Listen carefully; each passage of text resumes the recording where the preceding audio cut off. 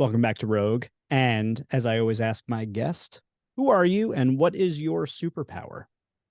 Hi, I'm Josh Bernoff, and my superpower is the power of effective storytelling, convincing people of things by using the power of narrative. All right, then. Glad to have you back, Josh. We spoke on Shareable not too long ago. You have your book coming out, Build a Better Business Book. And it makes perfect sense why we would talk about this. But I have to ask you the kind of follow-up question about the superpower, which is how does this make the world a better place? How are you helping to change the world and empower superheroes with this power? Well, it makes the world a better place because the people who are right, people that is, who have great ideas about how to change the world, need to be able to convince everybody else. And I don't care how many statistics you've got or how strong your arguments are, the power of telling a story about how somebody succeeded using what you've thought of is so much more effective. So it makes the world a better place because it's what allows people with good ideas to tell the stories that convince others. I love it, and I'm a big believer in it. I'm a buyer of the theory of importance of narratives. There's the Mhm. whole to sell as human Daniel Pink side of things. There's our mutual friend Tamsin Webster with Finding Your Red Thread. There's Mhm. Donald Miller's Building a Story Brand. There's so many different people out there that are amplifying and pointing to the fact that narratives are so important. So I'm excited to break this superpower down with you today. I got to ask you where the power came from, though. So there's a lot of different types of superheroes out there. There's the born on Krypton and you have it baked into your cells, a la Superman. There's something happens to you, some sort of an event. You get bitten by a radioactive spider. You have some sort of a mutation like an X-Men and something opens up this new ability for you. And then there's the Batman style of thing where you train and you become the best at this. How did you develop the idea or the ability that is to tell effective narratives? Well, I think it's more of a Batman kind of a thing because everyone tells stories. We all learn about stories when we're kids and we all tell stories, but the idea of connecting those stories and using them to get a point across, that's something that takes practice. It's the kind of practice that people get when they're giving speeches, and it's the kind of practice that they get when they're writing. And until you develop the hang of collecting these stories, understanding their power, and learning how to tell them in a brief and succinct way and then connect it to an idea, you're just sort of making stuff up. So it's about training yourself to use stories in an effective way. In Batman's story, he began the training because of traumatic event. So a lot of the times our superpowers are unlocked through something happening to us. So why did you even go down this path of learning this ability? Did you kind of fall backwards into it, or did you make a conscious choice at some point? I got to tell better stories. People are bored. Well, there actually is an event if you think about it, and that event is what happened. I really passionately wanted to write a book, and I wrote a book proposal and sent it to the agent that my company had been working with, and he said, "I can't sell this." I said, "What do you mean you can't sell this?" He said, "Listen, business books are made out of people and stories, and there's no people in this, and there are no stories in here," because it had been written like a research report. And I thought, okay, I can do that. And from that point forward, I realized that I was going to have to be telling stories, was going to have to be interviewing people. And that was sort of the beginning of where my training happened. Did you train like a researcher to learn how to tell stories? Like, is it cyclical and meta like that, where like essentially you submit a book proposal that has data and research and no people and stories, and they come back and say you need people and stories. So you're like, okay, well, what's my process? What's my research? What data do we need to gather to become a better? How'd you approach learning the skill? Um, I I just basically stopped denying the human side of myself. so so I was trained as a mathematician. I'm a very analytical thinker. I know how to make a logical argument that's framed in an ironclad way. But I thought, you know, I tell stories sometimes. I know how this works. And I just started to realize that this was an important element of ammunition that I needed to collect. So yeah, I think it's just becoming aware of that latent ability that everybody has. That's what happened to me. And now I find myself doing the same thing when I work with authors. I'm like, okay, you need to collect some more stories here or you won't be believable. I love it. Well, I'm interested in learning this ability that you have. And as you know, the purpose of Rogue is I like to bring people on who have a super ability. And then I want to, through the power of conversation, understand how it works, understand the frameworks that exist behind it, the thinking that sort of puts everything into action. So I'm curious if you could kind of at the start give us just a high level idea of what you mean by what does an effective story even look like? And then how does one go about the process of learning to do this sort of thing better? Is it just, hey, read Joseph Campbell's, hero's journey theory over and over and over until it solidifies? But what's your method? What's your thinking about it? What's the high level? So the first thing isn't about telling stories, it's about collecting stories. So you sort of have to have a switch in your brain that says, oh, that sounded interesting that I just learned about this. I just talked to a client. They had something interesting happen, or I just read about something in the paper, or a friend of mine told me about this. You have to be conscious about collecting them. And then in terms of telling the stories, there's a very effective and succinct way to tell a case study story, which is there's this person, they had this problem, they tried this, it didn't work, they tried that, and it wasn't so good. And then they hit on what the solution was, and this is how it succeeded, and then this is what you can learn from it. And what's important is what is not in there. We don't care that they had penetrating blue eyes. We don't care that they grew up in a family with 6 brothers and sisters. Sometimes it's relevant, something in their background that connects to the story, but you really have to slim it down to just the minimal stuff. And what I found, especially in books, is that once you tell that story, people will always read to the end, and then whatever you say afterwards, they will believe it. But it has to be that direct line. This happened, they solved the problem this way, therefore this is the right way to do things. People are like, oh yeah, of course, yeah, right, whatever you say.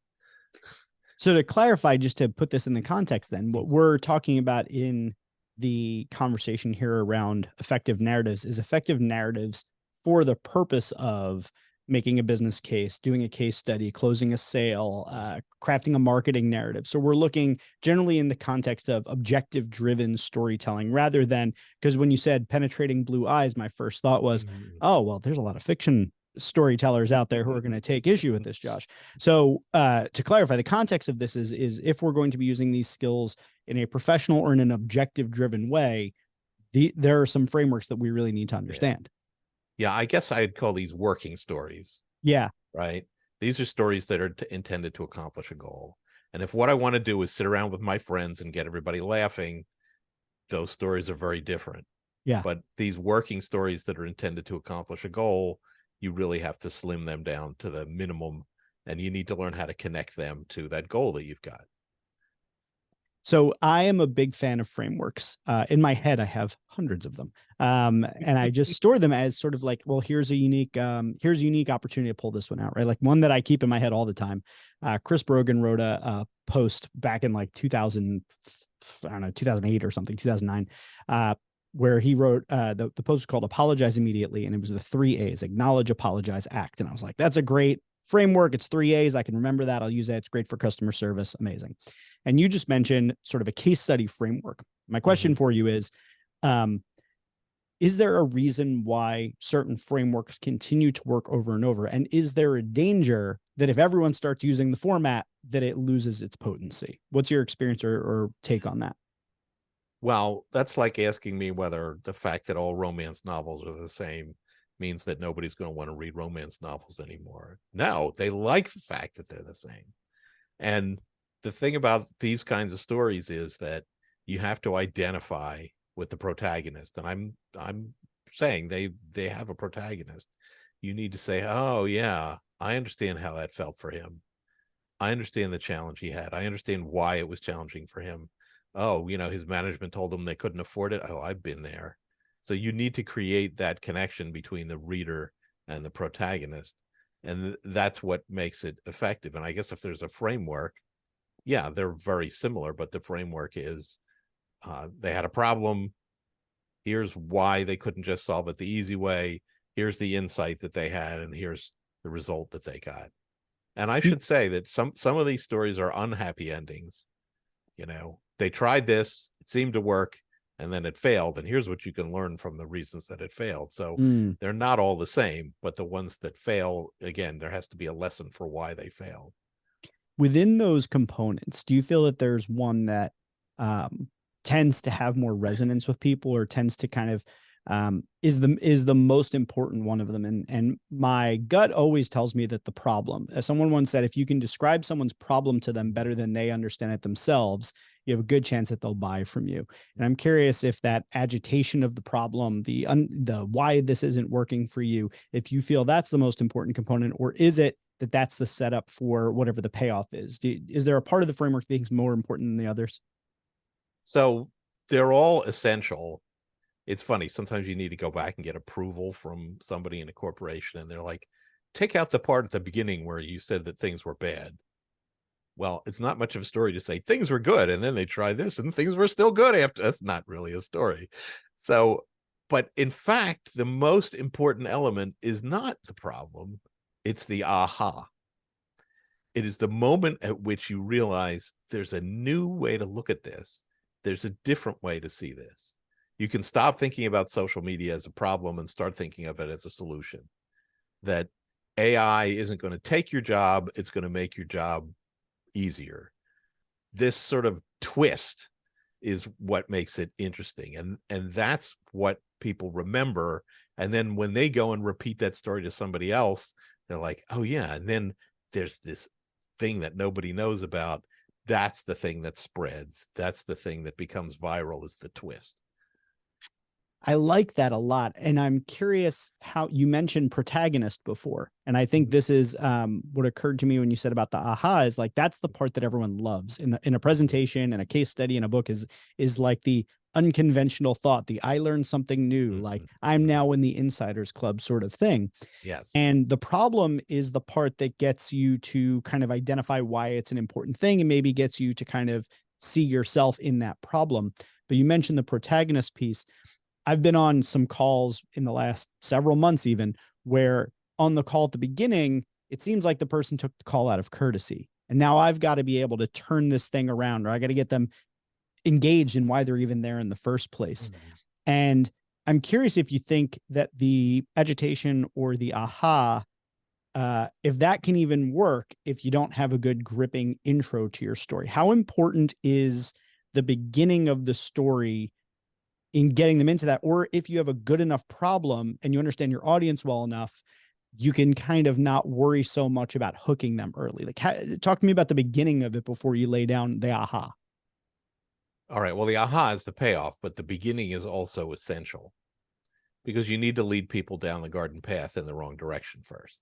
So if you're like, okay, the problem was they didn't have enough awareness for their product. Okay. We all are identifying with that. So they decided that what they needed to do was advertise. And you're like, oh yeah, I guess that's the normal thing to do. That's what my boss told me to do. That's what everybody else is doing. So unless you can say, here's the problem and here's the conventional solution, you can't get people headed in a sort of grooving along with you. And you can't take them off of that standard way of doing things until you get, unless you have first gotten them hooked on the sort of the normal challenge and the normal way of solving the problem. So you got to almost make them feel comfortable. Like, it's quiet, too quiet. It's like one of those sort of situations where you get them into it. They're like, well, that all sounds great. What's happening? Then you toss in your little bit of a twist of why it didn't work. Now all of a sudden they're there with you trying to figure out the way out. And then you kind of shine the light on the unconventional solution to lead them out. Right. Because when we tell these stories, the conventional solution in general is getting weaker and weaker. If the conventional solution to getting more done is to hire more people, then you find yourself in a situation where, oh, you know what, I'm hiring more people and it's not working. It's taking longer, not shorter, to get things done. So that's, I think, a common element in these stories is the idea that the conventional solution is becoming less and less effective. Got it. You started off by saying that this isn't so much about telling stories, and it's a lot about collecting stories. So I think there's two elements of this episode that I'm getting out of it, which is, one, is the framework, right? Is the piece of like, there's the case study framework. And I'd imagine there's probably some others that you might have in your bag of tricks, which I'll leave people to either connect with you or read your book about it. So there's sort of like storytelling frameworks, narrative frameworks that you can follow, sort of hear the Mad Lib kind of fill in the blanks step by steps of kind of what the sections you got to understand and have. They're sort of par for the course for a particular thing. But then the second piece is, well, okay, great. we've got the map now, but we have to fill in the stories. And you said collecting stories rather than telling stories. As someone who, I have trouble on the spot coming up with stories. Like, there's some people I know that are great storytellers, really not good at it. And I have a database on my computer for my story bank, and it's there to collect stories, but I never remember to do it. I'm curious how you recommend someone goes about doing this to be a more effective storyteller as part of like building a habit. How does one better collect stories? All right. I got to show you something here. Oh, cool. Okay. When I do one of these podcast interviews, I have this thing. It's taped onto my monitor. This is my story list. Oh, so wow. I mean, Listeners, what happens it's a long thing. Yes. Well, when I wrote the book, I was like, okay, this is what's gold. And when the interviewer asks me about X or Y, I'll be like, oh yeah, well, let's talk about what happened with Fotinia Economopoulos as she was trying to write her book and stuck in a coffee house. Or, oh yeah, well, here's what happened when we tried to pitch the book by the guy who was the head trainer at McKinsey or whatever it is. Now, this is like 4 years of work. Yeah. This did not just happen. Now, it happens to all be condensed in my book. To collect it up now is easy. But what does that take? It means that you always have to have your ear to the ground. And it's especially useful to get the new stories, because everyone has heard the story about how the guy's family came back from Amelia Island, Ritz-Carlton, and his kid's stuffed giraffe was missing, and that's like Oreos dunk in the dark, or like oh yes, like that's one that's like there, or the attention is the shorter than a goldfish. Like, it's like there's certain thing, and some of them are not even true. So like that's annoying. It's true, but it's true. So yeah. these become cliches, mm-hmm. and you as a success, you can have one or two of those, but you need original things. And this happens because you're out in the world. If you are helping marketers, they all have problems in it. You have to be like, hey, this is very interesting how we solve this. I'd like to get to know you and maybe tell your story. I'm working with an author right now. We're having a great time. She uses Chat GPT to help her. And she's like, I want to write up how we're working together on this. And I'm like, that'd be really interesting. People would really like to hear about that. And only she and I are the only people who know about this, because nobody else has ever heard of it. So these original things are what matters. And if 80 or 90% of your stories nobody's ever heard before, so much more effective than if you're like telling the same thing over and over again that everybody has heard about, and that they're like, oh yeah, I already know that one. Yeah. I'm also thinking I have a handful of things I gotta follow up with you about. We only have so little time together on this one. Yeah. But I'm thinking, one, as you're listening for stories, you're probably listening through the framework. You're listening for stories. You're listening for ahas. You're listening for protagonists. There's one part. But the other thing that occurred to me is there's got to be, you've mentioned a couple different types of stories, very much in passing, because obviously you do this. But there's collecting stories from the press. There's collecting stories from your own experience. There's collecting stories from people you've worked with. So are there a series of categories of places? Because when you first said collecting stories, my first thought was, great, now I got to hang out in coffee shops and listen to every table next to me. So what are the categories of stories that we're listening for? And are we listening through the frameworks? Okay. So first question is, what are the categories? And you can collect them from your work. You can collect them from your colleagues. You can correct them. Somebody will say, oh, I heard about this. And you're like, oh, let me track this person down. Sometimes you read about them in the press. But the key is, for anybody who wants to be a thought leader, who wants to actually get an idea spread is that you have that lens. You're like, oh, well, we already heard this story about the guy getting dragged off of the plane in United Airlines. But I'm an expert on language, and what interests me about that is how the statement that United Airlines made later was completely in the passive voice, showing that they were attempting to evade all responsibility. Was that a story about the passive voice? Now, it wasn't originally, but when I tell it, it's a story about the passive voice. And that's really what it is to take that lens of whatever it is that you think about and say, I have insight into this thing that happened that nobody else has, because I know things about the world that nobody else knows. So this story with my lens on it becomes an effective way to spread that idea. This is such an interesting point. There's so many things you've dropped in this episode that are really interesting, but the point of taking a cliche story and unclichéing it by bringing a completely different angle to it that is your own lens, so nobody else could have told it. Telling what happened is boring. Telling how you see that event of what happened and what you understand about that event that everyone knows is actually, I think, a shortcut to getting the attention of, like, this is a popular story that we all understand, but providing a new angle on it, that's kind of giving you that aha. So I like that, because I'm always reluctant to share like the case studies that everybody else shares. But I think if you're to share it and take a new angle on it, that's a really smart approach. You figured it out. Yep. That's well, thank you. I mark that down, saving that, putting it in my master notes. Okay.